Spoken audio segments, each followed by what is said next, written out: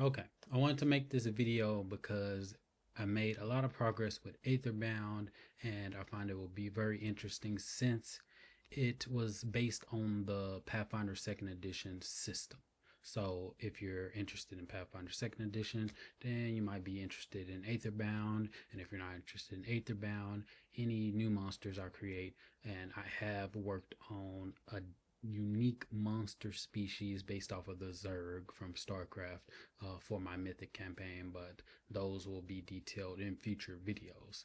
But first, I want to talk about the major changes from Pathfinder 2nd Edition.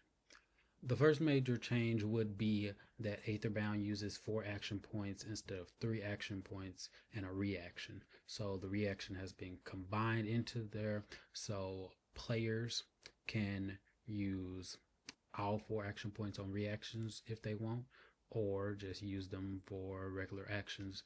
I do understand, and it keeps popping up in my mind, what if spellcasters use 2 actions for casting a spell and use another 2 actions for casting a spell? For example, casting Fireball twice in a turn. Wouldn't that be overpowered?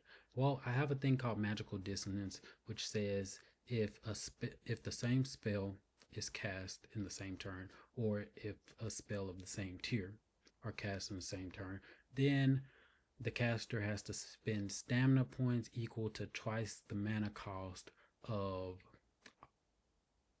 all the spells that they cast since the start of their first turn. So basically, all the mana points they spend on spells, they have to double that, subtracted from stamina points. The wording, I'll have to get it later, but that's pretty much one thing. But so far, my party isn't up to the level where they can cast Fireball yet. I only have them at level 2 for Monday's game, and Saturday's game, which is the Mythic campaign, they're only at level 1.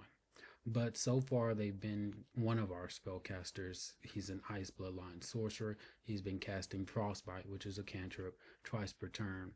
And I don't see it as overpowered because not doing much damage. He's not outshining the martial character, particularly the barbarian, is shining.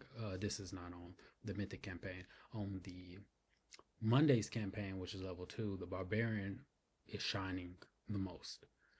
And that's partially because the spellcaster did buff him with runic weapon, but all of that is standard Pathfinder 2nd Edition stuff. So no Aetherbound mechanics made him overpowered yet.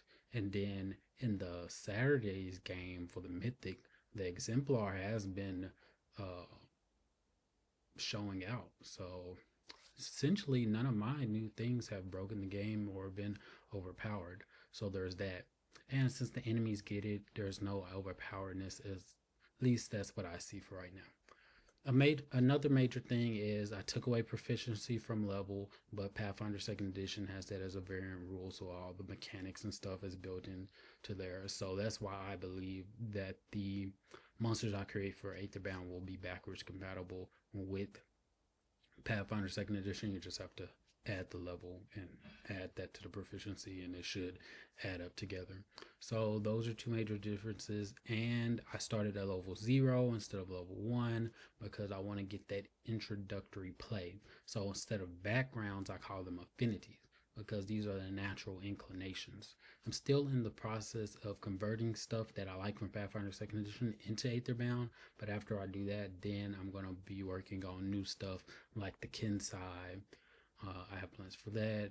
I'm going to add new stuff for the monk, but Kensai is going to be a unique class. I'm going to do something completely different for the magus.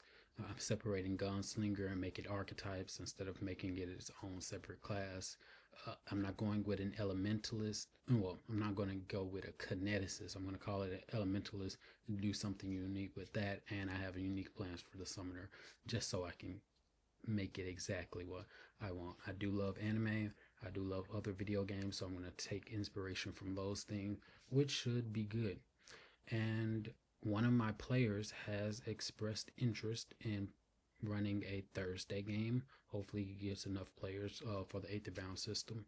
So I'm already one of them. There's another person in the Discord, so hopefully that goes well. And I can play test from the format of a player, and I can get someone who is running the system like a second opinion. It's good to have all of these different opinions and stuff like that. So I want to share that because we're going into the new year, and I do plan on, since I'm getting to the point where I'm pretty much finished with the foundational stuff, and then I can start working on new stuff. Then I can make a video every 2 weeks or so to showcase new stuff, and then stuff that could possibly be used in Pathfinder Second Edition as well.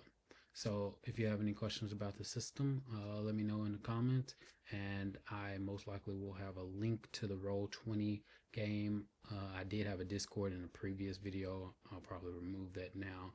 That way you can message me on Roll20, then you can get my Discord, and then we can have a voice chat before you just automatically pop up in the gaming Discord. One person did that from previous video, and I just didn't know where he come from. So I just want to have things organized in these beginning stages. So thank you for watching.